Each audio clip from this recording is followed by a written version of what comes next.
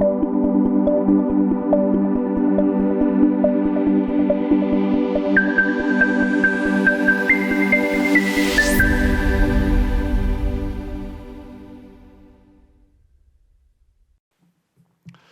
je vais prendre la parole pour commencer, pour émettre des hypothèses.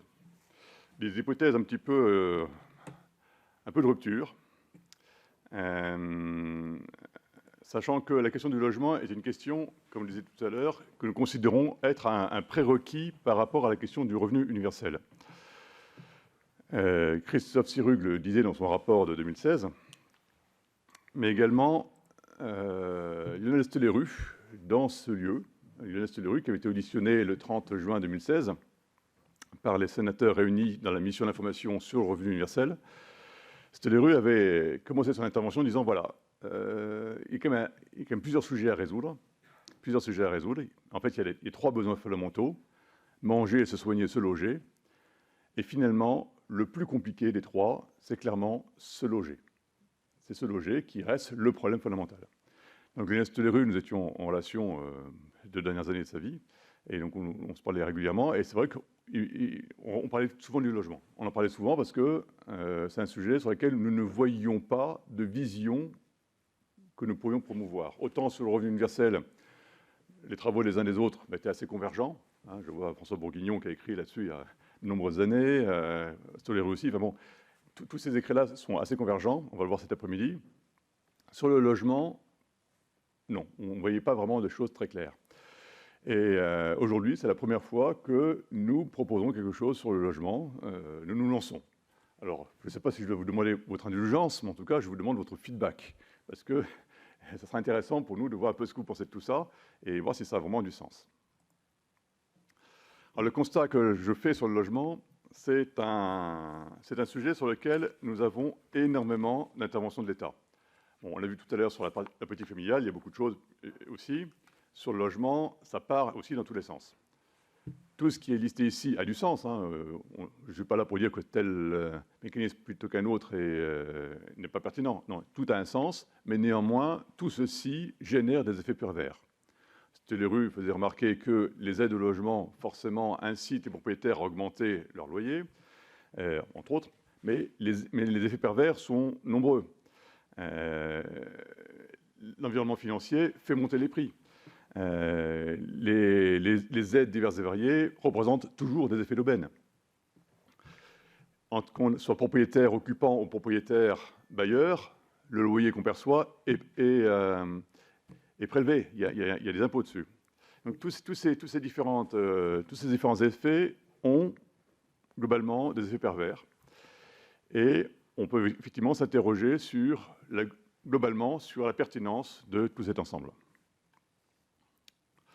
Alors, pour avancer, ce qu'on peut se dire déjà, c'est qu'il y a plusieurs objectifs.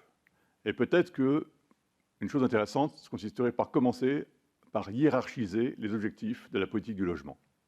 Hiérarchiser. Voilà, qu'est-ce qui est premier? Qu'est-ce qui est premier? Alors là, je me lance, hein, je suis sans filet, c'est la première fois que je présente ça, donc c'est vraiment sans filet. Je dirais que la première priorité, c'est de loger tout le monde. Bon. On peut me dire que ce n'est pas vrai, hein, mais j'attends la contradiction. Il y aura une session de questions et de réponses à la fin, on verra. En tout cas, moi, je dis, la première chose, c'est que tout le monde soit logé. Je dis ensuite que le deuxième objectif, c'est que les solutions de logement soient fluides, que les gens ne soient pas prisonniers dans leur logement à vie, qu'ils puissent bouger sans que ce soit quelque chose d'une complexité insurmontable, ce qui est un peu le cas aujourd'hui. Troisième élément, c'est que chacun participe à son logement en fonction de ses moyens. Quelqu'un qui a des moyens importants, il va payer éventuellement quelque chose de très, très beau, magnifique, il sera heureux de payer pour ça, très bien. Mais quelqu'un qui a peu de moyens, qui participe à hauteur de ses moyens. Ça paraît évident, mais c'est un critère important. Le quatrième, qui est plus collectif, c'est éviter la ghettoisation. Nous sommes tous sensibles à ça, nous voyons tous notre France qui se fragmente avec des territoires qui sont de plus en plus typés. Hein. Moi, de mon quartier à Versailles, voilà, on est tous pareils. Hein. Bon, c'est vraiment, il y a un ghetto versaillais assez marqué. Enfin, bon, et puis c'est partout pareil. Bon, donc ça, c'est un sujet, la mixité sociale, qui est effectivement important. Cinquième objectif, l'empreinte écologique. On peut difficilement réfléchir au logement sans regarder les conséquences écologiques des choix que l'on fait. Et évidemment, l'effort budgétaire. Je ne sais pas si l'État dépense un pognon de dingue, mais enfin, ça fait quand même 40 milliards. Bon, on est a priori un peu champion de la classe au niveau mondial sur la question du logement. Il y a une dépense importante française sur le logement. Voilà, donc la hiérarchie que je pose, 6 objectifs, hiérarchisés, éminemment discutables, évidemment. Ensuite, je fais des petits parallèles en comparant des solutions par rapport à la même question. Comment l'État aide une famille à se loger? Une solution peut être que l'État donne de l'argent. L'État vous donne de l'argent, voilà, famille, vous avez de l'argent, débrouillez-vous ensuite pour trouver le logement qui vous convient. Bon, on peut vous aider un peu pour le trouver, mais bon, voilà. Globalement, on vous donne de l'argent et vous trouvez la solution. La solution 2, c'est non, on vous donne un logement. Par contre, vous allez payer pour votre logement. Mais vous allez payer en fonction de vos capacités financières. On peut dire qu'économiquement, ça peut être à peu près la même chose. À peu près. Ajusté, évidemment. Mais le schéma est radicalement différent. D'un côté, on vous donne de l'argent, de l'autre côté, on vous donne un logement. Ma préférence, après avoir regardé un peu la chose, c'est de dire qu'il faut donner aux gens un logement. Parce que dans mon premier principe, il faut loger les gens, donc c'est un logement dont ils ont besoin. Ce n'est pas de l'argent, c'est un logement. Bon. Deuxième question, c'est la question des propriétaires. Les propriétaires qui habitent chez eux ou les propriétaires qui logent des gens chez eux. Donc les propriétaires occupants et les propriétaires bailleurs. Aujourd'hui, quand on est propriétaire bailleur, on reçoit un loyer, et ce loyer, il est imposé. Prélèvements sociaux, 17,2, impôt sur le revenu. Bon. Donc on paye de l'argent, on paye de l'impôt sur les loyers qu'on perçoit. Mais par contre, quand on habite chez soi, on ne paye pas d'impôt sur le fait qu'on habite. On ne se paye pas un loyer à soi-même. Il y a un débat récurrent, depuis toujours, qui est de dire qu'il faudrait que les propriétaires soient imposés sur le loyer fictif qu'ils se versent à eux-mêmes. En habitant chez soi, c'est comme si on se versait un loyer à soi-même propriétaire. Poche droite, poche gauche. La Suisse fait ça. La Suisse fait ça depuis très longtemps. La France a fait ça jusqu'en 1965. Elle ne le fait plus. Donc cette logique qui consiste à vouloir remettre une cohérence entre ce prélèvement fiscal qui est fait sur les propriétaires qui mettent en location et les propriétaires qui habitent eux-mêmes, voilà, cette solution fiscale d'imposer les loyers fictifs est régulièrement en débat, ça revient très régulièrement. Et je propose une solution 2. La solution 2, c'est de dire, plutôt que de faire payer les propriétaires occupants et bailleurs, je ne fais payer aucun des deux. Je dis, OK, finalement, on arrête de taxer les loyers. C'est encore plus radical, aucun des deux ne paye. Par contre, comme il faut comme des ressources pour un tas de bonnes raisons, on va taxer autre chose. On va taxer quoi? La propriété immobilière. Vous voyez le parallèle entre les deux, c'est un choix entre deux approches. Alain Tranois va détailler ça beaucoup mieux que moi, et avec sa manière de faire, qui sera beaucoup plus précise. Mais là, j'introduis le sujet.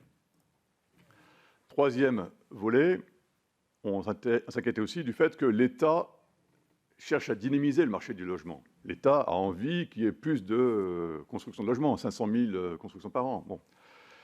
Et pour cela, l'État incite fiscalement. Là, si vous construisez, on va réduire vos impôts. Bon, il y a un tas de mécanismes. Et par ailleurs, une fois que vous êtes propriétaire, on va vous taxer sur vos détentions, on va vous taxer sur les loyers, on va vous taxer sur la transmission, on va vous taxer si vous vendez, si vous achetez, si vous donnez, enfin on vous taxe tout le temps, quoi. Peut-être qu'une autre option consistera à dire, bon, on arrête de vous taxer et on arrête de vous aider. Vous investissez quand ça a un sens économique pour vous, vraiment. Vous investissez. Mais par contre, quand vous avez un bien, vous êtes propriétaire d'un bien, là, on va prélever, c'est une certaine légitimité à ça, on va prélever sur votre détention. Mais le reste, on arrête. On ne taxe plus.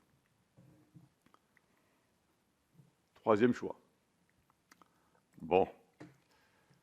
En fait, ça, c'est un peu les questions que je pose. Et derrière, j'ai fini par élaborer une sorte de solution avec un premier volet fiscal, qui est celui de Alain Tranois, qui est une sorte d'impôt sur le capital immobilier, où là, on dit il existe 8 mécanismes fiscaux actuellement sur le logement. Taxe d'habitation, taxe foncière, contribution foncière des entreprises, IFI, enfin, tous ces mécanismes-là ont tous des effets pervers. À chaque fois, on est contraint par rapport à ça. Et donc l'idée, c'est de les supprimer tous. C'est un peu comme avec les allocations familiales. Voilà, les 57 mécanismes, paf, là on n'en supprime que 8, mais c'est déjà important. On supprime ces 8-là et on met en place un impôt unique, alors ici qu'on appelle l'impôt sur le capital immobilier, ICI, on sent un peu le côté local de la chose, qui serait de 1 millième de la valeur du bien immobilier tous les mois. 0,1% chaque mois. Quelqu'un qui a une maison qui vaut 1 million sur le marché, il paierait 1 000 € tous les mois pour sa maison. Et ensuite, il y habite, il la loue à qui il veut, il la donne à qui il veut, il la vend à qui il veut, 0 impôt. C'est un peu une révolution. Bon. Le deuxième volet qu'on présente ici, c'est un service universel du logement. Et là, disant, aujourd'hui, nous avons des aides financières, on vous donne des aides, on vous aide. Bon. Il dit, OK, faisons autre chose. On va prendre un niveau au-dessus. On va dire, il faut loger les gens. Donc, le plus simple, c'est que quand les gens demandent à être logés, on les loge. C'est comme le revenu universel, c'est d'une simplicité redoutable.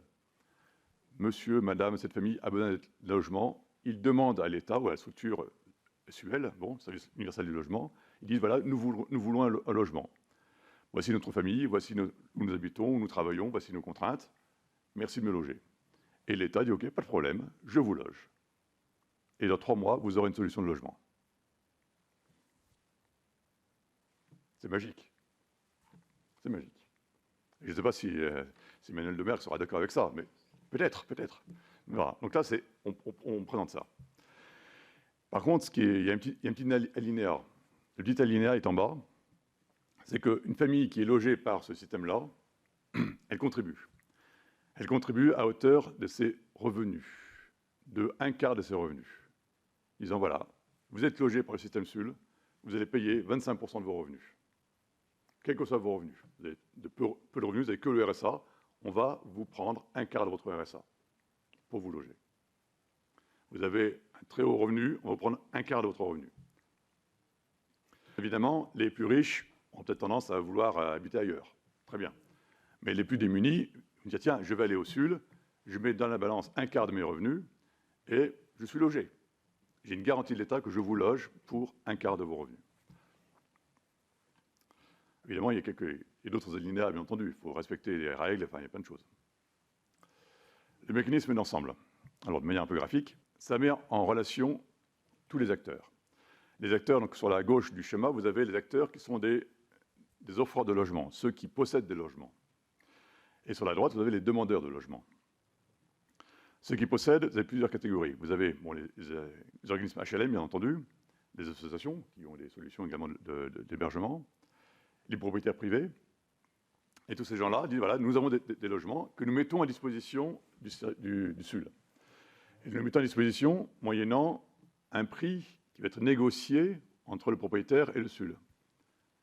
Et là, j'ai mis un petit détail, j'ai mis mise en concurrence. C'est que si un HLM dit, tiens, moi, je vous propose une solution à, je dis n'importe quoi, 500 €, et qu'un propriétaire privé dit, tiens, moi, je peux vous offrir quelque chose à 400 €, le SUL le prend sur les 400 €. C'est une mise en concurrence réelle de tous les acteurs.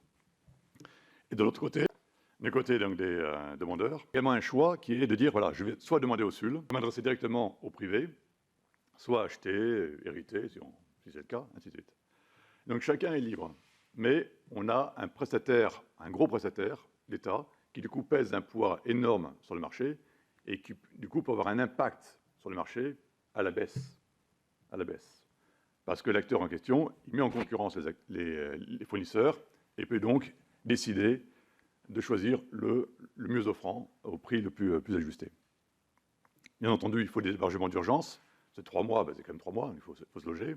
Voilà, donc là, c'est un peu le panorama global. J'ai modélisé cette chose-là avec une microsimulation qui montre que le choix rationnel des acteurs entre se loger par ses propres moyens ou se loger par le SUL, ça dépend du prix. Donc vous avez une droite avec une pente à 25% qui fait que si j'ai des ressources élevées, j'aurai tendance à aller sur le marché libre. Si j'ai des ressources plus faibles, j'irai plutôt vers le SUL. Mais selon les cas, ça peut éventuellement être un peu variable. Et on voit ici en rouge une courbe qui montre que les 4 premiers déciles, naturellement, iraient plutôt vers le sud, et les déciles suivants iraient plutôt vers le marché libre. Voilà un peu les aspects que je pose en introduction pour lancer le débat. C'est une proposition un petit peu innovante. Pour ceux que ça intéresse, il y a ici des documents accès libre qui décrivent ces choses-là.